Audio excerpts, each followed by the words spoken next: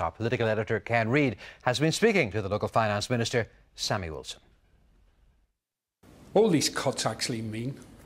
Well, if you take it just in terms of figures, over the next 4 years, £4 billion worth of government spending is going to be withdrawn from the Northern Ireland economy. The biggest fall will be on our capital budget, which will be hit by about 40%. And of course, the capital budget was quite important for two reasons. Because first of all, it was money which we spent to try and make Northern Ireland and the infrastructure in Northern Ireland more attractive to private industry. So it was all part of our plan to rebalance the economy. And secondly, of course, the hole left by the private sector in the construction industry was being filled by the public sector. That's going to be much more difficult to do. Owen Patterson says it's actually a good deal for Northern Ireland.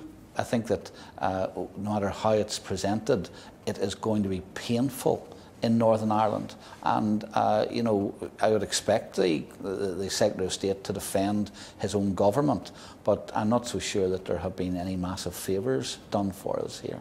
Will these cuts actually mean job losses? Well, you know, in terms of jobs, they reckon that for every £50,000 reduction, one job will be lost. You know, it could be about 30,000 jobs.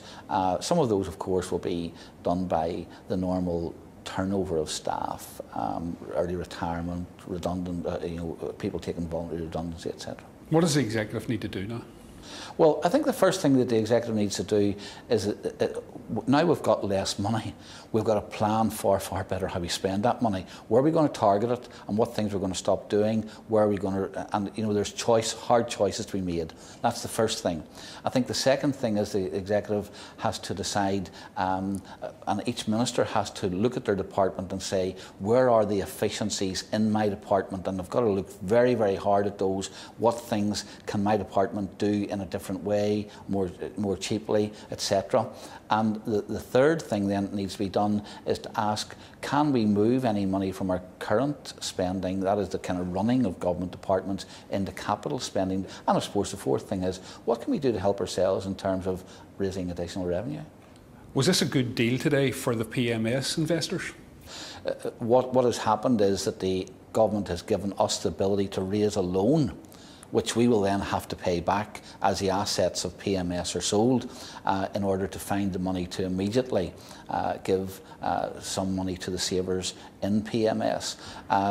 So the executive is putting money in, the government has made loans available to us, but loans which we have to pay back.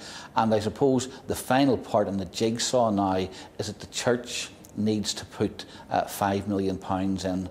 The executive has stepped up to the mark. The government at Westminster has stepped up to the mark, and the final ingredient in all of this now is the church.